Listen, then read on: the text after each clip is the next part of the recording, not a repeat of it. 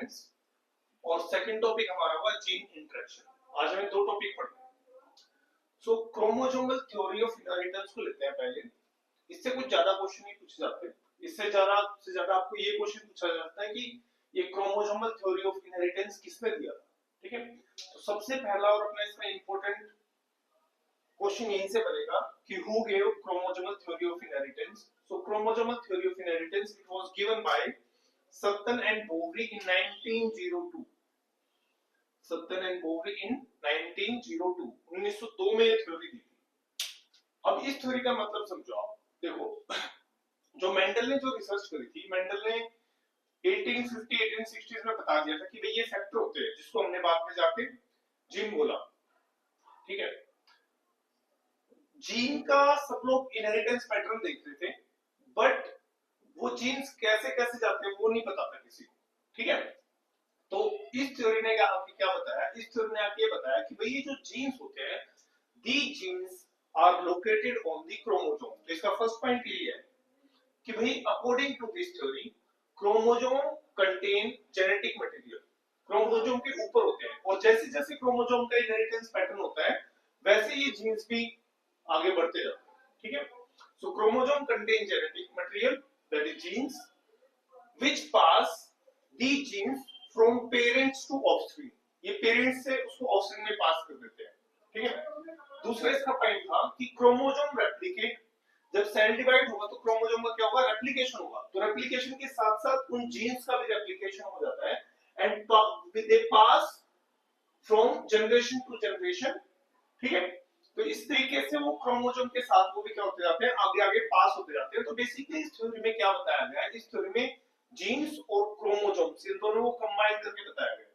ठीक है, third point इसका कि इन यूकैरियोटिक ऑर्गेनिज्म में डिप्लॉइड ऑर्गेनिज्म की बात कर रहे हैं। जब भी हम यूकैरियोटिक ऑर्गेनिज्म की यहाँ पे बात करेंगे, हम डिप्लॉइड ऑर्गेनिज्म की बात करेंगे, तो इन्होंने बोला कि जो डिप्लॉइड ऑर्गेनिज्म होगा यूकैरियोटिक, उसमें क्रोमोसोम होमोलोगस पेयर में प्रेजेंट होते हैं।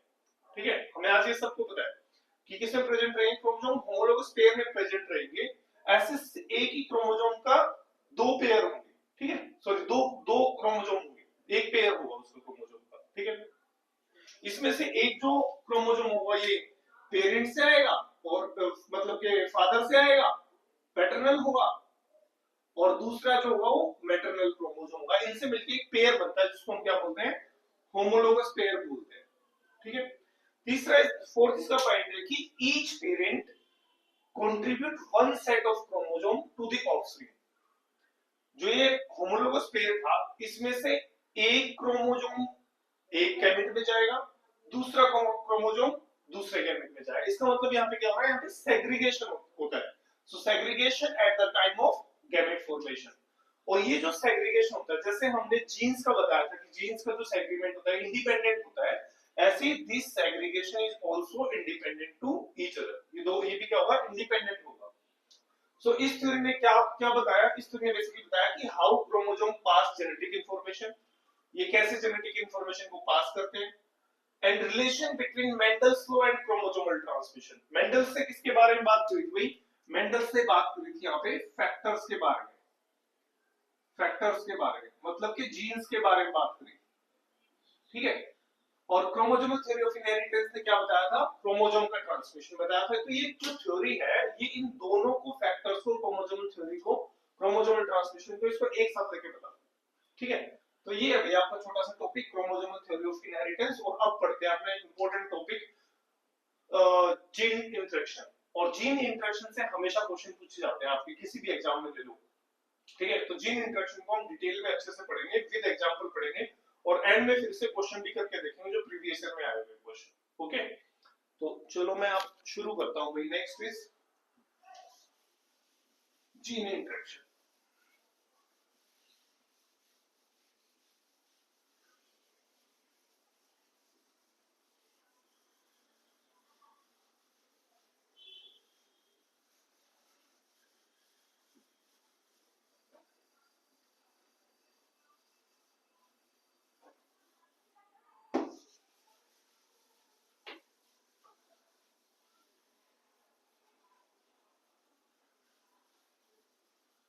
चलो जी देखते हैं, अब आते हैं जीन इंटरेक्शन पे।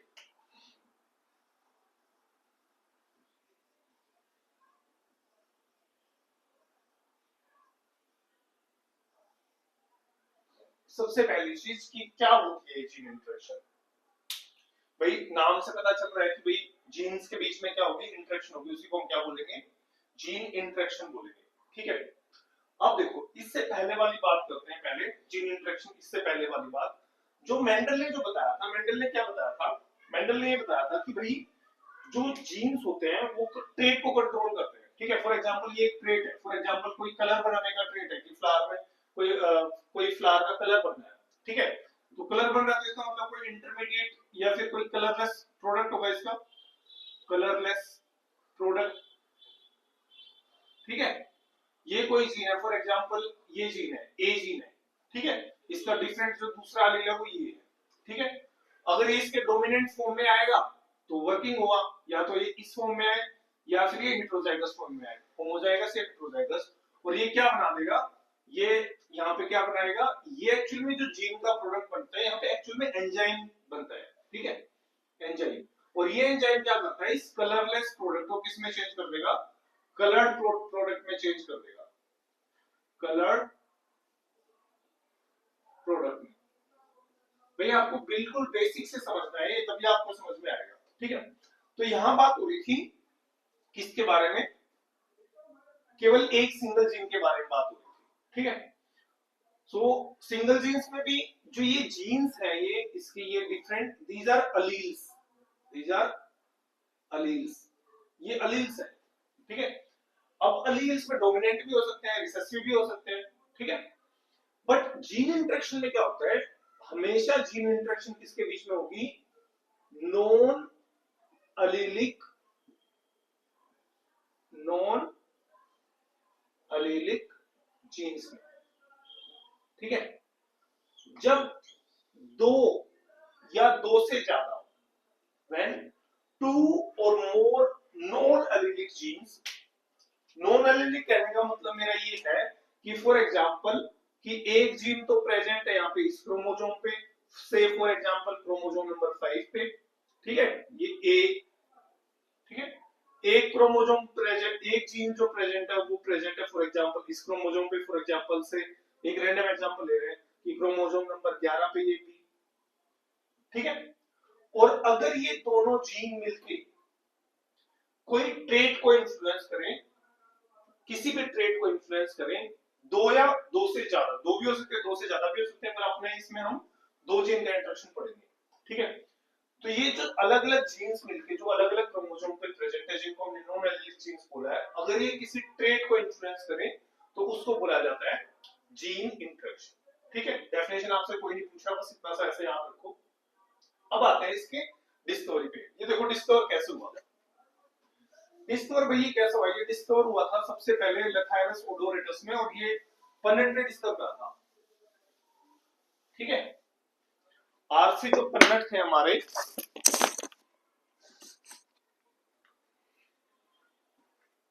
so it was discovered by Bateson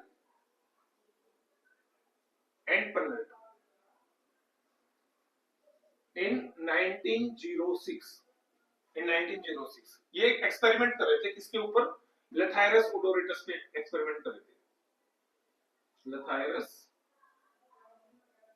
ओडोरेटस।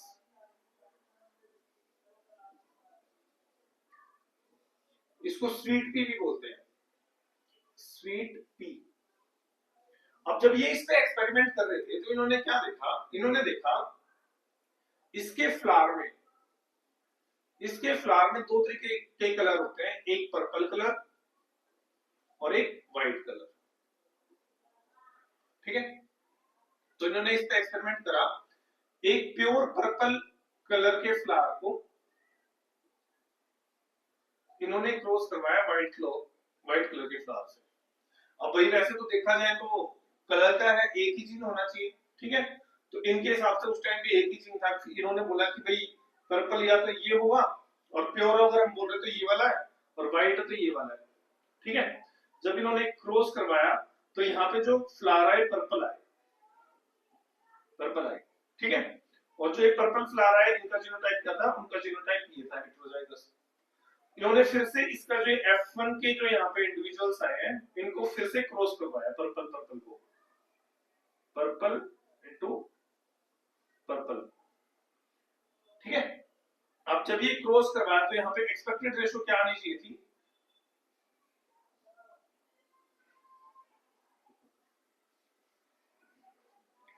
तो हमारी नॉर्मल कंडीशन में तो ये रेशो आती है।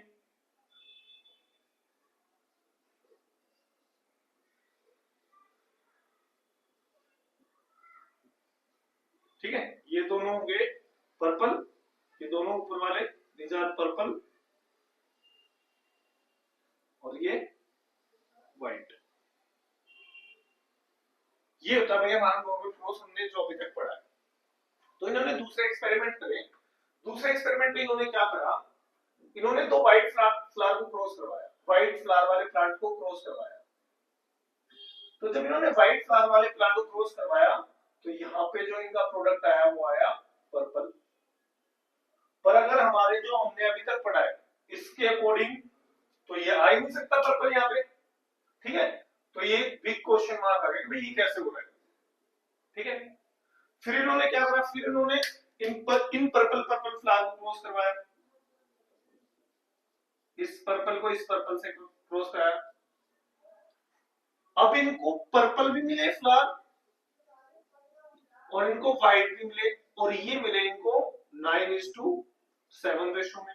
जबकि तुम यहां देखो, यहां अगर हमने पर्पल को क्रॉस करवाते अगर हम, तो हमारी रेशो आनी चाहिए थी पर्पल और व्हाइट की 3:1, ये वाली रेशो। पर यहां तो रेशो कुछ और आ रही है 9:7। तो एक क्वेश्चन मार्क है क्या हो रहा है। ठीक है, तो इन्होंने बताया कुछ नहीं हो रहा, चेन इंटरेक्शन हो रही है, टेंशन मत लो। इन्होंने बताया कैसे हो रही है, इनसे पूछा गया भाई, तो इन्होंने क्या एक्सप्लेनेशन दी, कैसे बताया इन्होंने, देखो सुनो।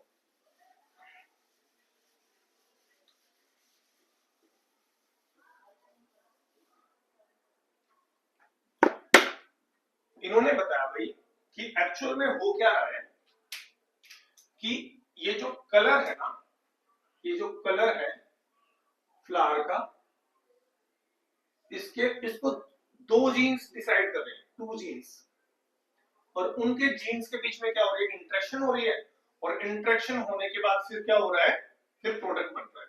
ठीक है, अब इन्होंने दो जीन्स कौन कौन से बताया, इन्होंने बताया कि there are two genes, one is C and other one is P। ठीक है, ये दोनों जीन्स मिलकर क्या कर रहे हैं, डिसाइड कर रहे हैं फ्लावर का कलर। इसने बताया अगर ये जीन, अगर ये वाला जीन C जीन अगर होमोजाइगस डोमिनेंट फॉर्म में कैपिटल C है, या फिर हेटेरोजाइगस कंडीशन में है, तो यहां से जो है एक एंजाइम बनता है जिसका इन्होंने नाम दिया कि ये है enzyme A। This is enzyme A।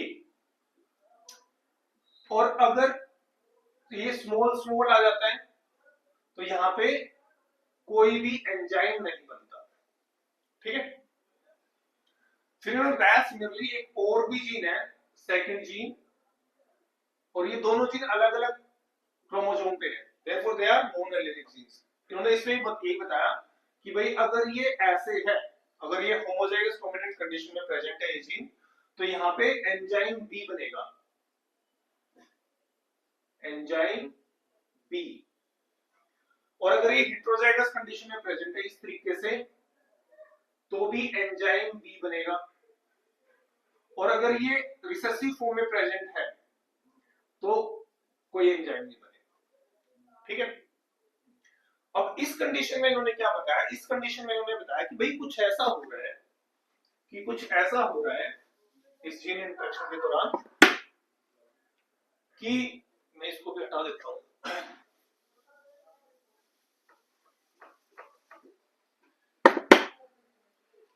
यहाँ पे हो कुछ ऐसा रहा है कि एक्चुअल सेल के अंदर एक कलरलेस इंटरमीडिएट है, दिस इज कलरलेस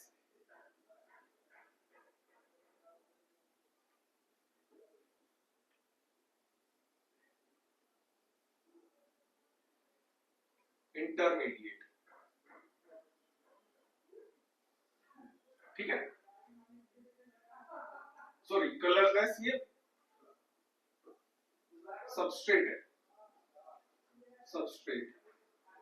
अगर ये ए जीन आ जाता है, ठीक है, ये फर्स्ट वाला एंजाइम ए वाला एंजाइम आ जाता है, मतलब कि या तो हेटेरोजाइगस कंडीशन में या फिर डोमिनेंट कंडीशन में।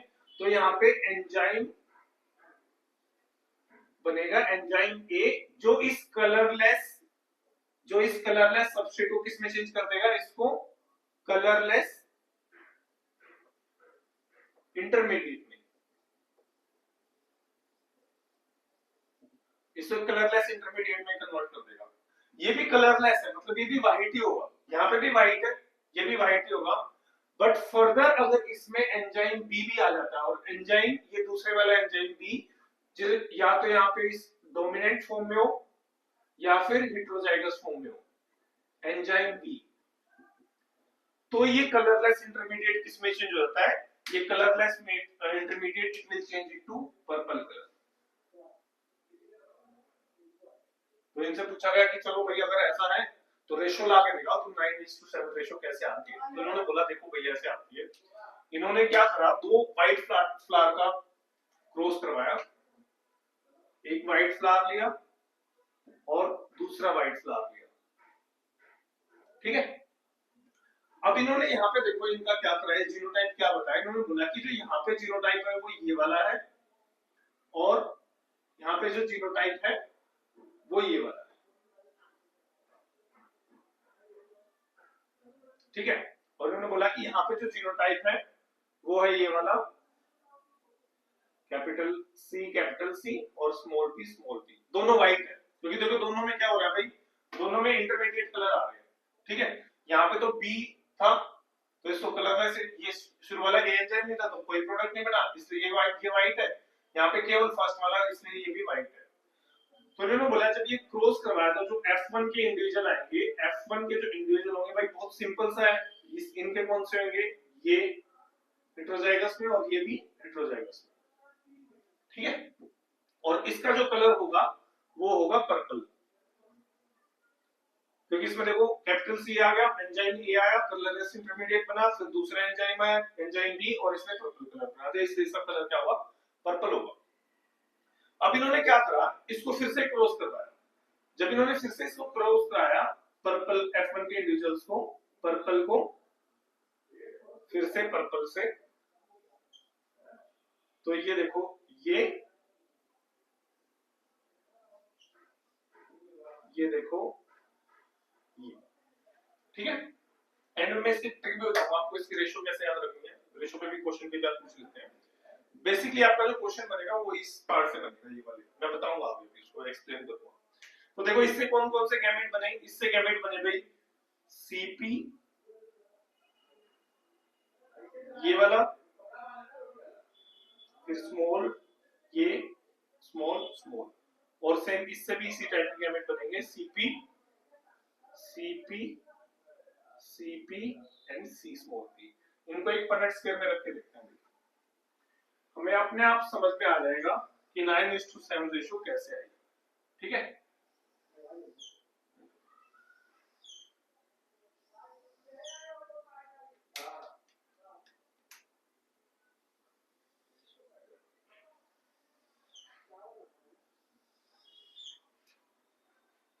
देखो मैंने इधर रखे capital C capital P, capital C small P, small C capital P, small C capital P. मैं फटाफट इसको लिख देता हूं, अभी इधर भी ये वाले होंगे,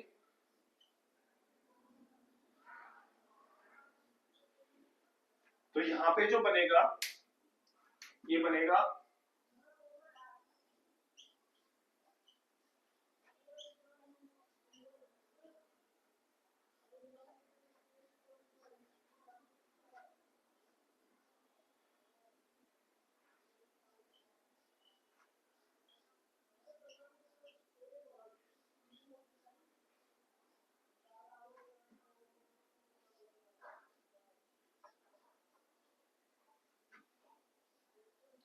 आपको बस एक बार समझाने के लिए मैं बता रहा हूँ, उसके बाद इसको हम छोटे उससे करेंगे तरीके से, ठीक है।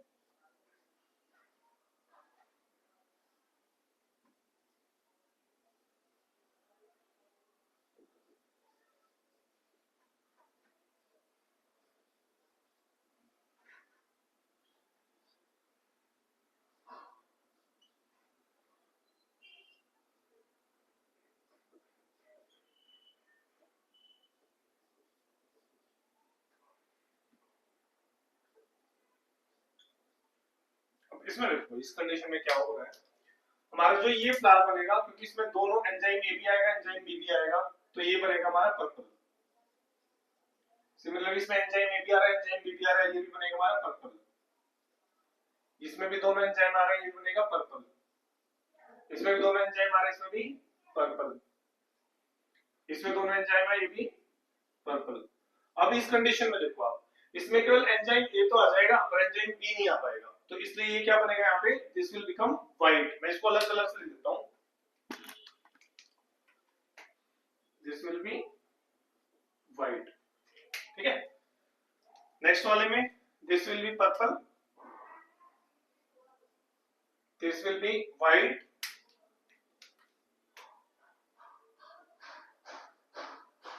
इसमें भी दोनों आ रहे हैं, ये भी बनेगा हमारा पर्पल, ये भी बनेगा पर्पल, ये बनेगा हमारा व्हाइट, ये बनेगा हमारा व्हाइट, ये बनेगा हमारा पर्पल, ये बनेगा व्हाइट, ये पर्पल, ये व्हाइट व्हाइट। अब देखो जो व्हाइट वाले उनको लिख देते हैं पहले, this will be white white small p capital P, ठीक है, ये व्हाइट, ये व्हाइट, ये भी व्हाइट। तो देखो पर्पल कितने हो गए, पर्पल और व्हाइट की रेशियो देखते हैं हम, पर्पल और व्हाइट की रेशियो। तो पर्पल व्हाइट की रेशियो, पर्पल काउंट करो, 1 2 3 4 5 6 7 8 9, 9 इज पर्पल एंड 1 2 3 4 5 6 7 7 व्हाइट। तो उन्होंने इस तरीके से एक्सप्लेन करा कि भाई जो दो जीन है, ये दो जीन है, ये इन जीन्स का जो प्रोडक्ट बन रहा है, मतलब जो एंजाइम बन रहे हैं, वे अलग अलग तरीके से इंटरेक्ट कर रहे हैं, और वो उसी कारण की जो रेशियो आई थी कितनी आई थी, 9:7 आई थी। So whenever two non allelic genes interact, और उसको बोला जाता है कि भाई वो क्या है, जीन इंटरेक्शन। ठीक है, अब हम डिफरेंट टाइप्स पढ़ेंगे जीन इंटरेक्शन के। ठीक है,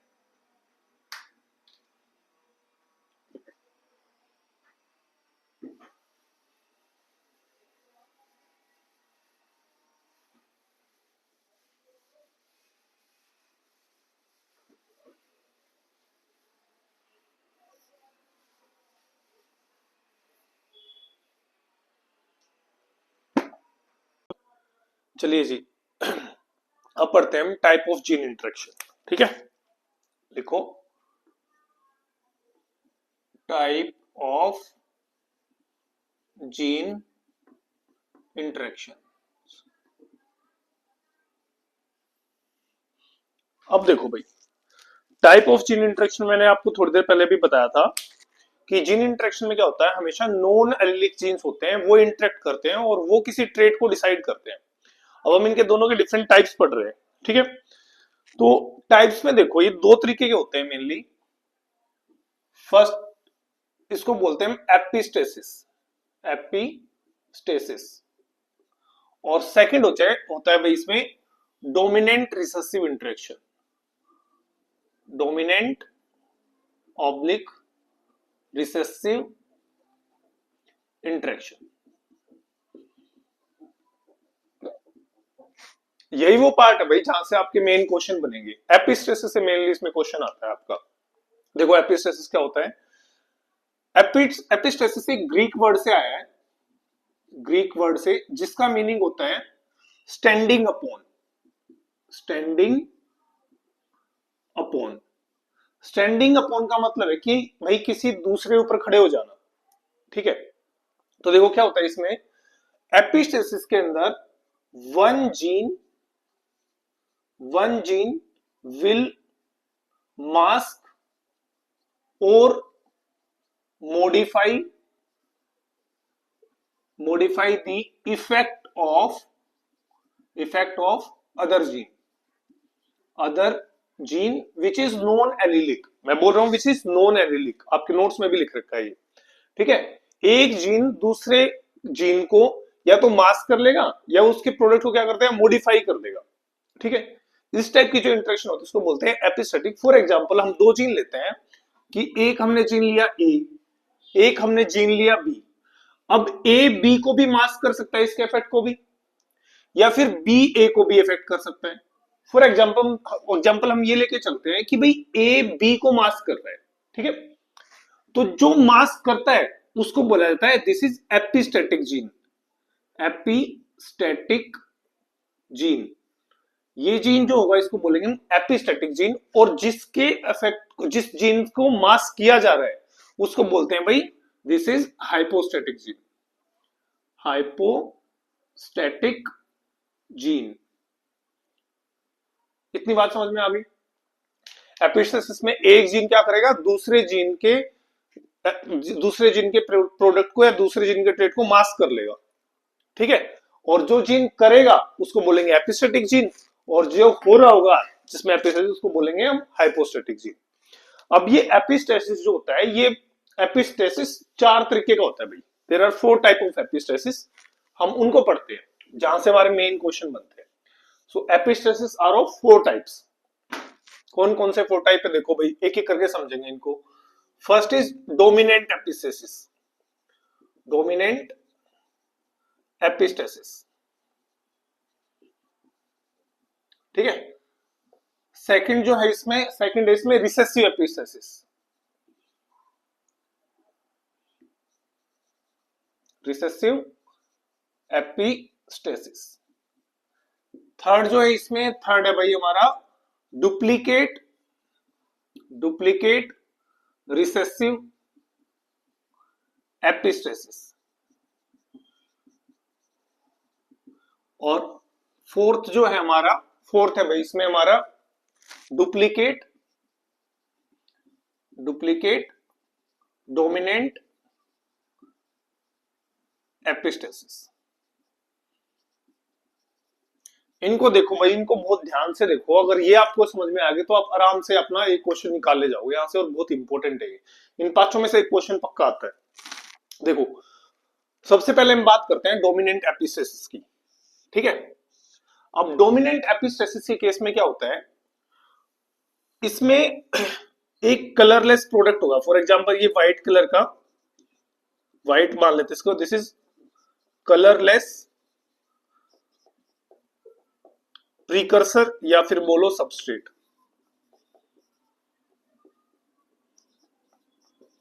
ठीक है।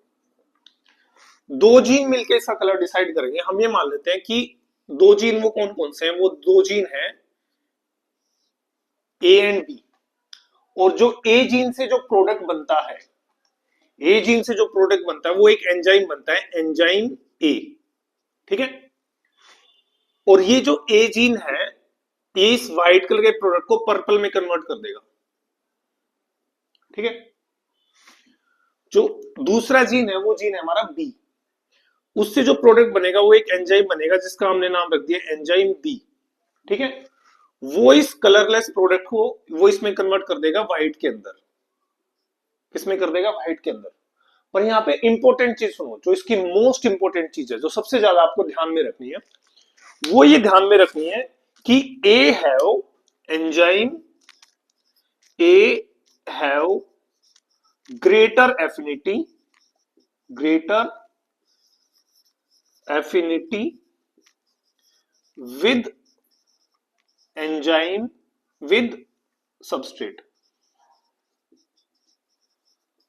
ठीक है। इस एंजाइम ए की एफिनिटी इसके साथ ज्यादा है। एफिनिटी ज्यादा होने का मतलब ये है यहाँ पे कि अगर दोनों एंजाइम साथ में प्रेजेंट होंगे तो वहां पे ए अपना काम करेगा, बी को क्या कर देगा, सप्रेस कर देगा। यही तो मैंने बताया था डोमिनेंट एपिस्टेसिस में, कि एपिस्टेसिस में क्या होता है, एक जीन दूसरे जीन के एक्सप्रेशन को क्या करता है, सप्रेस कर देता है। तो सिमिलरली मैं यहाँ पे बता रहा हूं कि ए अगर यहाँ पे प्रेजेंट है डोमिनेंट केस में, तो बी के काम को क्या कर देगा, सप्रेस कर देगा, ठीक है। या फिर हम सिंपल भाषा में, वैसे तो ये इससे कंफ्यूजन होता है भाई, ये आपको याद नहीं रखना, क्योंकि जो डोमिनेंट और रिसेसिव जो चीज होती है वो एक सिंगल जीन के अंदर देखी जाती है, ठीक है। पर यहाँ तो दो अलग अलग जीन है, पर फिर भी कुछ बुक्स में लिख रखा है कि ए इज डोमिनेंट ओवर बी, पर मैं इसको ऐसे लिख देता हूं ए इज ग्रेटर देन बी, ठीक है। मैं लिख देता हूं यहाँ पे ए इज ग्रेटर देन बी। अब इसका देखो क्रॉस, देखो इसको कैसे। फॉर एग्जाम्पल हमने क्रॉस करवाया ये एक पर्पल फ्लावर का प्लांट लिया, और इसको क्रॉस करवाया हमने रेड फ्लावर के प्लांट से, ठीक है। तो जो पर्पल फ्लावर का प्लांट है उसमें मैं मान लेता हूं कि उसमें जो इसका जीनोटाइप है वो ये है। देखो डोमिनेंट केस में तो वाई टू किस में कर दे पर्पल, इसलिए पर्पल है। और रेड का है हमारा ये जीनोटाइप। अब जब इनका क्रॉस होगा तो जो F1 जनरेशन आएगी वो F1 जनरेशन कैसी होगी, वो होगी इस तरीके से ये, ठीक है। अब F1 जनरेशन में हम सेल्फ फर्टिलाइजेशन करवा रहे हैं, इनका क्रॉस करवा रहे हैं, ठीक है। तो यहां पे क्या रेशियो आएगी इनकी, ये हमारा क्वेश्चन है, क्या फिनोटाइपिक रेशियो आएगी। तो देखो मैंने बताया था आपको कि ये रेशियो निकालने का एक बहुत सरल सा तरीका है, एक बहुत आसान सा तरीका है। वो आसान तरीका क्या है कि हम इनको ऐसे लिख ले, पहले ए वालों को लिखते हैं, और ए वालों को हम कैसे लिखेंगे, पहले दोनों ये होमोजाइगस डोमिनेंट, फिर हेटेरोजाइगस कंडीशन इसकी, और फिर इसकी रिसेसिव कंडीशन, ऐसे लिखनी है। ये 3 बार लिखनी है हमें ऐसे,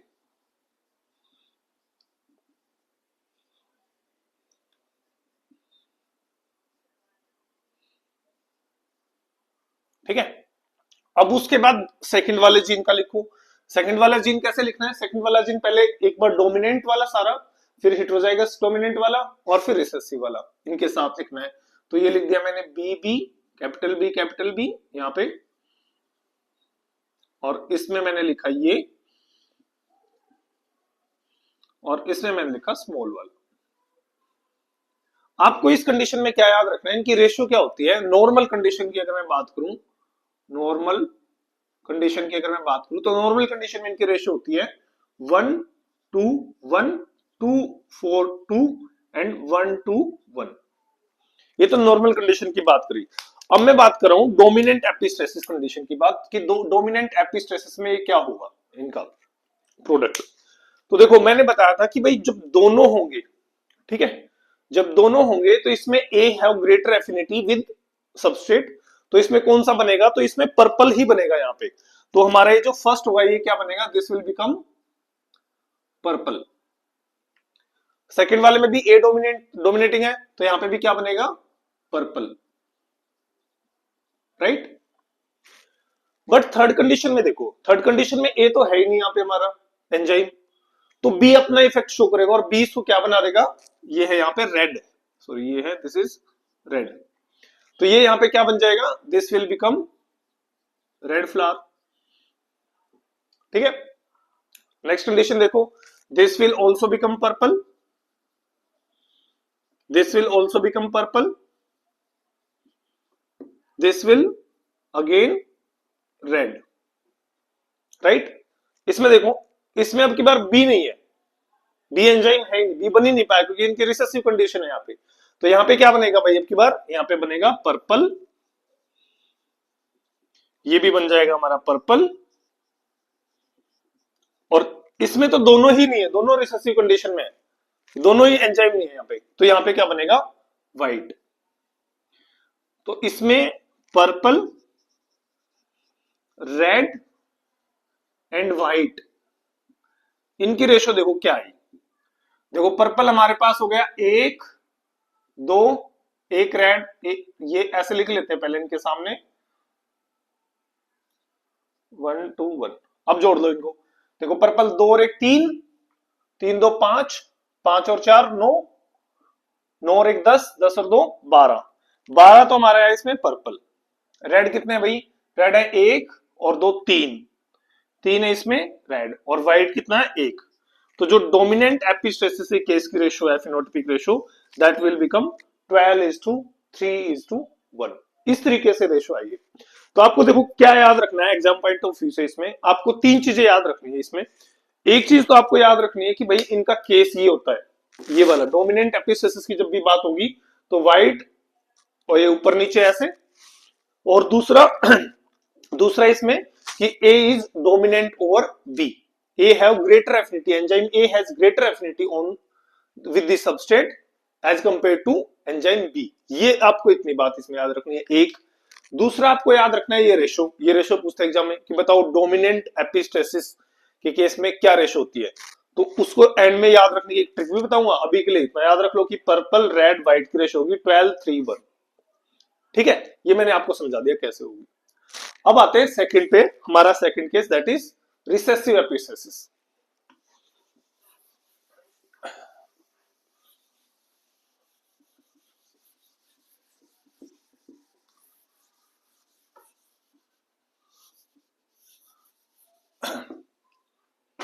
देखो भाई, रिसेसिव एपिस्टेसिस के केस में क्या हुआ, रिसेसिव एपिस्टेसिस के केस में एक तो मैं यही बना रहा हूं कि एक ये कलरलेस प्रोडक्ट होगा, इसको हम व्हाइट मान लेते हैं, या कलरलेस बोलो, कलरलेस सबस्ट्रेट, ठीक है, एंजाइम ए आएगा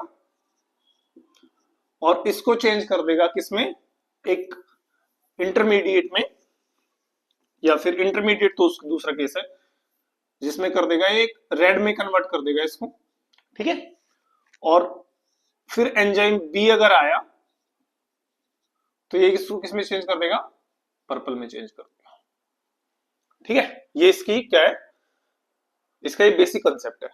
बट यहां पे भी एक चीज इंपॉर्टेंट है, जैसे मैंने वहां पे बताया था कि enzyme A has greater affinity with substrate, ऐसे यहां पे क्या है, यहां पे इफ होमोजाइगस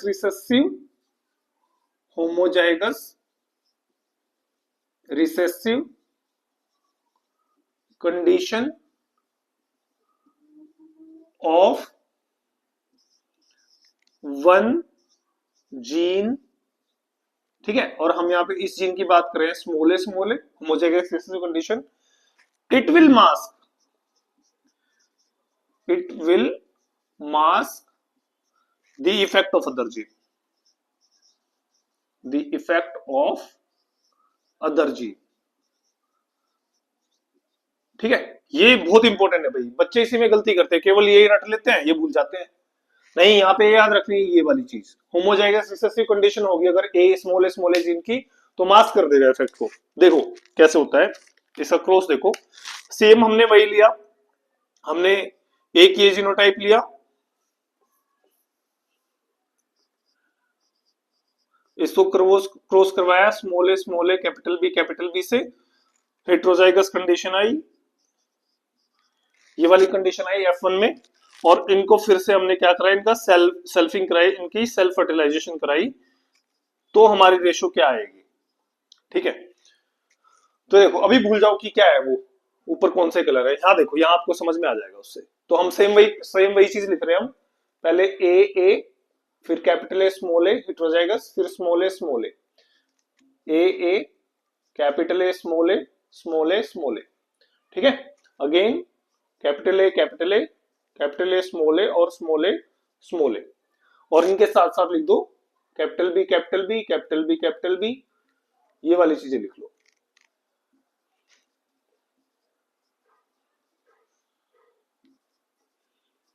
और नॉर्मल कंडीशन में मैंने आपको बताया था कि नॉर्मल अगर कंडीशन है तो नॉर्मल कंडीशन में यहाँ पे क्या होता है,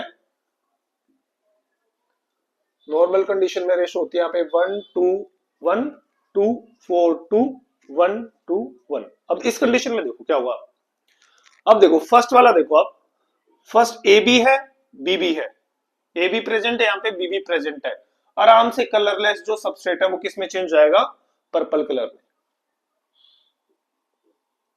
इस कंडीशन में भी ए बी है, बी बी है, तो ये भी पर्पल कलर में, ठीक है। अब यहां पे देखो, यहां पे केवल बी प्रेजेंट है, पर ए किस कंडीशन में है, रिसेसिव कंडीशन में प्रेजेंट है, तो ये इसका जो भी प्रोडक्ट बनेगा इसको क्या कर लेगा, मास्क कर लेगा, ठीक है। तो ये इसको क्या बनाने देगा, इसको केवल ये व्हाइट बनने देगा, इसको चेंजिंग नहीं करने देगा, दिस विल बिकम व्हाइट, ठीक है। थर्ड देखो, थर्ड में ये क्या बन जाएगा, यहाँ पे दोनों है तो चलो भाई ये बन गया पर्पल, ये देखो ये यहाँ पे क्या बन गया, this will also become purple, ये क्या, अगेन इट विल मास्क, और ये क्या बन जाएगा यहाँ पे, ये देखो ये इसने मास्क कर लिया फिर से इसको होमोजाइगस रिसेसिव ने, तो ये क्या बना भाई यहाँ पे, दिस विल बिकम व्हाइट। इसमें देखो थर्ड में केवल ए है, बी है ही नहीं, तो ये क्या बनेगा, दिस विल बिकम रेड। ये क्या बनेगा, रेड बनेगा, इंटरमीडिएट। इस कंडीशन में भी क्या बनेगा, this will also become red, right. और दोनों नहीं होंगे तो व्हाइट। अब देखो रेशियो क्या है, पर्पल, रेड और व्हाइट की रेशियो। देखो अगेन एक बार फिर से लिख लेते हैं, 1 2 1, 2 4 2, 1 2 1, ठीक है। पर्पल काउंट करो, पर्पल है 3, तो 5 5 और 4 9, 9 है हमारे पर्पल। रेड है हमारे 2 और 1 3, और व्हाइट हमारे कितने हो गए, 1 2 3 4, ठीक है। तो इस केस में क्या होगा, इस केस में जो रेशियो होगी वो होगी 9:3:4, और ये हमें यहाँ पे याद रखनी है। तो इसमें भी सेम वही तीन चीजें याद रखनी है। तीन चीजें कौन कौन सी, एक तो ये इसकी सीक्वेंस याद रखनी है कि होम इसमें सॉरी रिसेसिव एपिस्टेसिस केस में क्या होता है, कलरलेस प्रोडक्ट, फिर एंजाइम आता है वो उसको इंटरमीडिएट में चेंज करता है, इंटरमीडिएट को किस में चेंज करेगा, बी, बी इसमें जाएगा पर्पल में चेंज हो जाएगा, ठीक है। दूसरा यहाँ पे याद रखना है कि जो होमोजाइगस रिसेसिव अगर कंडीशन है, ठीक है, तो वो उसके दूसरे के जीन को क्या कर लेगा, मास्क कर लेगा, राइट। अब इसकी तीसरी इसको क्या याद रखना है, तीसरा इसको रेशियो याद रखनी है। अब एक चीज साथ में और भी याद रखनी है आपको, जब भी हम बात कर रहे हैं homozygous dominant sorry dominant epistasis की या फिर रिसेसिव एपिस्टेसिस की, तो आपको ये ए बी वाला फंडा मिलेगा वहां पे, ठीक है। मतलब ये दो कलर वाला फंडा मिलेगा, रेड या पर्पल, रेड या पर्पल, रेड या पर्पल। बट अगर हम डुप्लीकेट या डुप्लीकेट डोमिनेंट या डुप्लीकेट रिसेसिव की बात करेंगे तो वहां पे एक का ही फंडा मिलेगा, मतलब कलरलेस प्रोडक्ट होगा, वो किसी एक कलर में चेंज होगा, उसके बारे में देखो। अब नेक्स्ट उस पे चलते हैं, ठीक है। तो नेक्स्ट है भाई हमारा डुप्लीकेट एपिस्टेसिस। अच्छा, जो ये रिसेसिव एपिस्टेसिस है ना, इसको हम सप्लीमेंट्री जीन भी बोलते हैं, ठीक है। ये सप्लीमेंट कर रहे हैं एक दूसरे के काम को, इसलिए रिसेसिव एपिस्टेसिस को हम ये भी लिख देते हैं कि they are supplementary genes, these are supplementary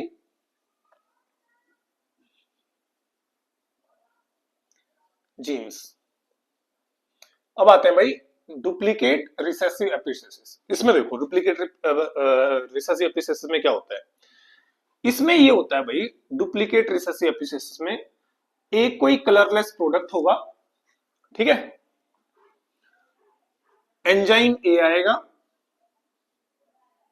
या फिर एंजाइम बी आएगा, ठीक है। और वो क्या कर देगा, इसको कलर्ड प्रोडक्ट में कन्वर्ट कर देगा। For example this is white and this is, for example this is red. But यहां पे भी इंपॉर्टेंट चीज आपको क्या याद रखनी है, अगर कोई रिसेसिव कंडीशन में आ गया, ठीक है, homozygous homozygous recessive condition of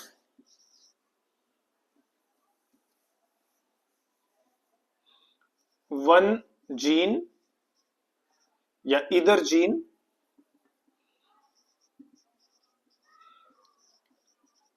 mask the effect of other gene, ठीक है। दूसरे जीन की कंडीशन क्या कर देंगे, मास्क कर देंगे। देखो अभी समझ में आएगा आपको ये। देखो फिर से मैं वही क्रॉस लिख रहा हूं, मैंने लिया भाई ये, इसको क्रॉस करवाया मैंने स्मॉल ए कैपिटल बी से। सिमिलरली यहाँ पे भी क्या आएगा, यहाँ पे भी F1 जनरेशन इस टाइप की आएगी, और F1 जनरेशन की अभी और मैं सेल्फ फर्टिलाइजेशन कराऊंगा तो क्या रिजल्ट आएगा हमारा, हमें उस रिजल्ट पे फोकस करना है, वो रिजल्ट को समझना है कि वो कैसे आया रिजल्ट, ठीक है। तो देखो इसको मैं यही लिख लेता हूँ भाई इधर ही। पहले मैंने लिखा कैपिटल ए, ये और ये,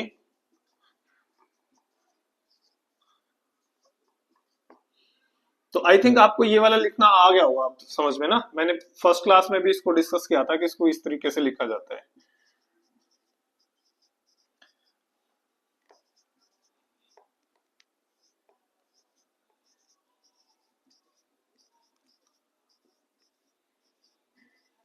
ठीक है। नॉर्मल कंडीशन में इनकी रेशो होगी 1:1:2:4:2:1:1 और डुप्लीकेट एपिस्टेसिस के केस में क्या होगी, डुप्लीकेट रिसेसिव एपिस्टेसिस के केस में देखो दोनों डोमिनेंट है, काम हो रहा है बढ़िया, ठीक है, रेड कलर का प्रोडक्ट बन गया, एक हिट हो जाएगा सब, पर डोमिनेंट तो है, उसमें भी एंजाइम ए भी आया, एंजाइम बी भी आया, रेड बन गया, ठीक है। इस केस में देखो ये नहीं है, एंजाइम ए तो है ही नहीं यहाँ पे, केवल बी भी प्रेजेंट है यहाँ पे, तो इस केस में क्या बनेगा ये, दिस विल बिकम व्हाइट। क्यों व्हाइट बना, क्योंकि इस कंडीशन में भी इस ए ने इसको क्या कर लिया, सप्रेस कर लिया, इसने इसको क्या कर दिया, सप्रेस कर दिया। नेक्स्ट, अब ये क्या बना, this will become red, this will also become red. इस केस में भी इसने इसको क्या कर दिया भाई, सप्रेस कर दिया, तो ये क्या बनेगा, ये बनेगा यहाँ पे white, this will become white, ठीक है।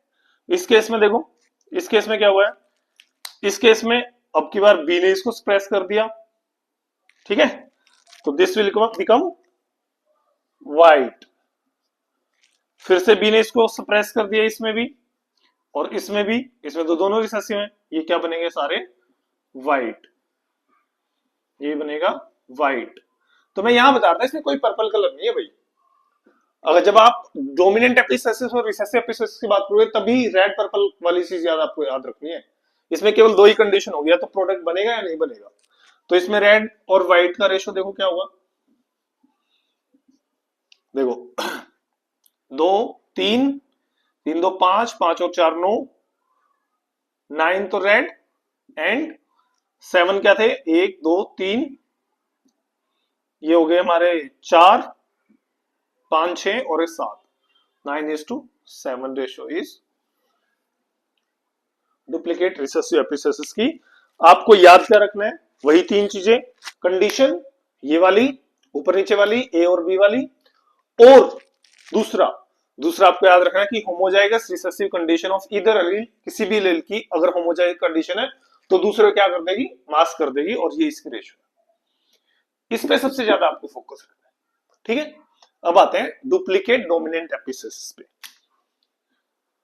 Next is duplicate dominant epistasis.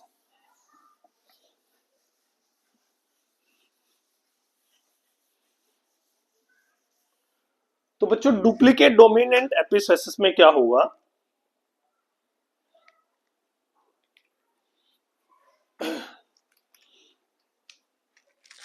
Duplicate dominant epistasis case में कंडीशन क्या होगी भाई, कंडीशन तो ऐसी सी है कुछ, कलरलेस प्रोडक्ट और ये coloured product, this is white and this is red, but यहां पे क्या है, या तो एंजाइम ए आ जाए और एंजाइम बी आ जाए, ठीक है, या तो एंजाइम ए या फिर enzyme B, either enzyme A और enzyme B will make the product.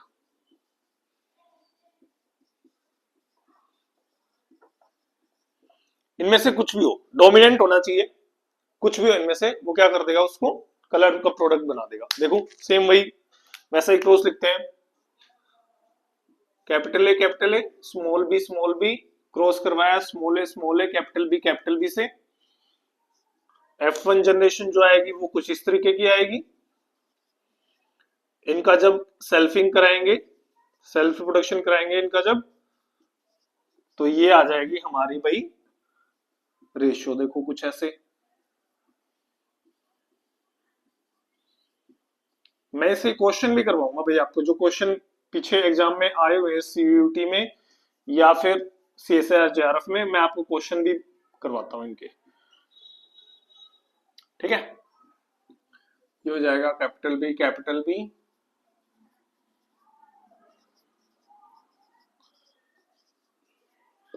तो ये आपको रट लेने हैं बिल्कुल, इनसे क्वेश्चन आता ही आता है। क्वेश्चन यहाँ आपको मिलेगा ही मिलेगा, कोई आपको सोचने की जरूरत नहीं है, इससे क्वेश्चन आता ही आता है। देखो सिंपल कंडीशन है, या तो ए होना चाहिए या फिर बी होना चाहिए, भाई सिंपल। ए भी है बी भी है, वेरी गुड, रेड। ए भी है बी भी है, दोनों है, रेड। ए नहीं है पर बी है, रेड। दोनों है, रेड। दोनों है, रेड। ए नहीं है बी है, रेड। ए बी है पर बी नहीं है, रेड। ए है पर बी नहीं है, रेड। कोई सा नहीं है, व्हाइट। रेशो क्या होगी, रेड ऑब्लिक व्हाइट। 1 2 1 2 4 2 1 2 1। रेशो क्या होगी, केवल एक ही व्हाइट है, 1 व्हाइट और रेस्ट 2 3, 3 2 5, 4 9, 9 2 11, 11 और 4 13, सॉरी 11 और 4 15, 15:1, red and white, duplicate dominant apices. ठीक है, तो ये था भाई डुप्लीकेट डोमिनेंट एपिसिस। अब आते हैं भाई हमारा डोमिनेंट रिसेसिव एपिसिस केस में। ठीक है, डोमिनेंट थोड़ा सा ट्रिकी है, बस आपको 3 चीजें याद रखनी है यहाँ पे भी। केस और वाला होगा, ठीक है, दो, देखो ऐसे रखना, डुप्लीकेट डोमिनेंट एपिसिस और वाला केस, ठीक है। डुप्लीकेट रिसेसिव एपिसिस सिंपल वाला केस, दोनों में से क्या होना चाहिए भाई, उसमें से कोई भी एक रिसेसिव होगा तो मास्क कर लेगा, ठीक है। चलिए जी, अब आते हैं डोमिनेंट रिसेसिव इंटरेक्शन में। इस कंडीशन में आप क्या रखना है याद भाई, ये जो कंडीशन होती है, it is similar to dominant epistasis,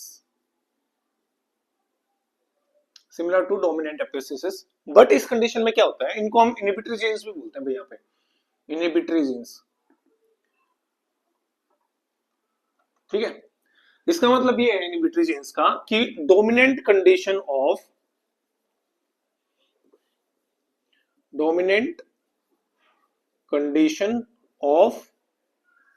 one gene will mask the effect, या मास्क की जगह हम इनहिबिट भी लिख सकते हैं, inhibit the effect of other gene. देखो इसको ऐसे समझो कि एक कलरलेस प्रोडक्ट है, दैट इज व्हाइट, ठीक है। इसको यहां से कलर्ड प्रोडक्ट में, फॉर एग्जांपल रेड में कन्वर्ट होने के लिए इसको यहां पे चाहिए होता है भाई एक एंजाइम बी,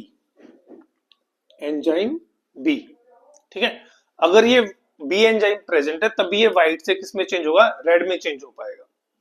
बट अगर ए एंजाइम प्रेजेंट है, एंजाइम ए अगर प्रेजेंट है तो ए इसको क्या कर देगा, इनहिबिट कर देगा।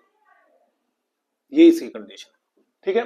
क्रॉस देखो इनका, क्रॉस से समझ में आ जाएगा बहुत आसानी से। देखो सेम वही लेते हैं,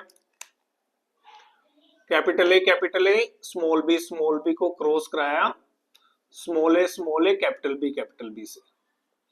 F1 जो आई इनकी वो आई capital A capital B small B, और इसका करवाया self fertilization, that is this. इनका भी बनेगा ये, रेशो लिखो इनकी ऐसे ही,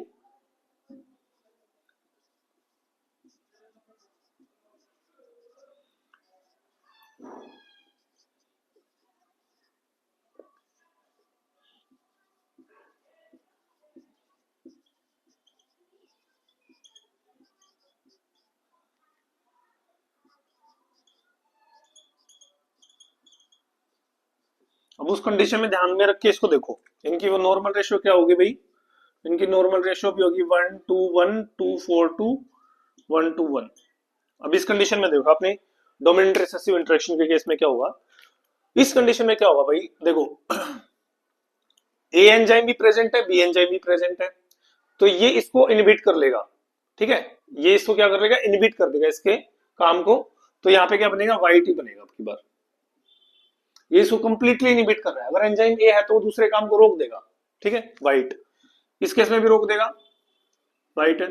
बट इस केस में देखो एंजाइम ए तो एब्सेंट है, तो इनिबिट ही नहीं कर पाएगा, इनिबिट नहीं कर पाएगा तो व्हाइट किस में चेंज हो जाएगा, रेड में। तो ये कितना क्या बन जाएगा यहाँ पे, रेड कलर का प्रोडक्ट बन जाएगा। फिर इसमें देखो अगर ऐसा है एंजाइम में भी प्रेजेंट बी प्रेजेंट, तो व्हाइट इनिबिट कर लेगा, इसमें भी इनिबिट कर लेगा, व्हाइट बनेगा, इसमें फिर से रोक देगा तो ये हो जाएगा रेड। इसमें फिर से क्या होगा, नहीं रोक पाएगा क्योंकि यहाँ पे एंजाइम एब्सेंट है। इस कंडीशन में देखो भाई, इस कंडीशन में ए एंजाइम प्रेजेंट है, इनिबिट करने का काम होता है बस ए एंजाइम का, ठीक है, और बी एब्सेंट है, तो यहाँ पे व्हाइट ही रहेगा क्योंकि व्हाइट का काम यहाँ पे इसको चेंज करने का काम नहीं है। व्हाइट का काम क्या करना है, बस इसको इनिबिट करना है बी को, ठीक है।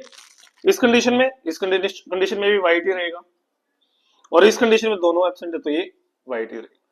तो यहाँ पे रेशियो क्या आएगी, रेड और व्हाइट की। अब मैं आपको एक ट्रिक भी बताऊंगा, उससे आपको जल्दी याद रह जाएगा। यहाँ पे रेशियो क्या आएगी, यहाँ पे आएगी देखो 2 3, रेड का काउंट कर लो 2 और 1 3, 3:13, ठीक है। यहाँ पे आएगी रेशियो 3:13। ये है डोमिनेंट रिसेसिव एपिसिस की। इसमें ज्यादातर जो पूछा जाता है वो आपको इनिबिटरी करके पूछा जाता है कि इनिबिटरी जो जीन्स होते हैं उनकी क्या रेशियो होती है, ठीक है, ये आएगा। अब देखो अपनी वो ट्रिक सुन लो, अपनी क्लास की इंपोर्टेंट ट्रिक है वो। देखो आपको क्या करना है, आपको एक नॉर्मल रेशियो याद रखनी है, उस नॉर्मल रेशियो से सारे याद रह जाएंगे। हमारी नॉर्मल रेशियो होती है भाई 9:3:3:1, ठीक है। अगर आप स्टार्टिंग के 2 को जोड़ दोगे तो बन जाएगी क्या, डोमिनेंट एपिसिस। डोमिनेंट में आगे वाले ऐड करने, रिसेसिव में पीछे वाले ऐड करने, तो ये हो जाएगी 12:3:1। रिसेसिव में पीछे वाले ऐड कर दो तो 9:3:4। डुप्लीकेट रिसेसिव है, पिछले वाले 3 कर दो डुप्लीकेट में, 3 9:7। और डुप्लीकेट डोमिनेंट है तो आगे वाले 3 कर दो ऐड, तो 9 3 12 और 3 15, 15:1। इसकी तुम्हें याद रखनी पड़ेगी, इसकी होती है 3:30, ठीक है। ऐसे आप इसको जल्दी से याद कर सकते हो, ठीक है। तो ये याद रखना, साथ साथ इनके नाम भी याद रखना। इसको सप्लीमेंट्री जीन्स बोलते हैं, इसको कॉम्प्लीमेंट्री जीन्स बोलते हैं, इनको इनहिबिटरी जीन्स बोलते हैं, ठीक है। ये भी आप क्या करना, याद रखना। तो ये है भाई हमारी आज की क्लास का। क्वेश्चंस के लिए मैं अलग से बैठूंगा, एक वीडियो बना के मैं आपको दूंगा भी, क्वेश्चन भी आपके इसके साथ हो जाएंगे, ठीक है। चलो गुड बाय।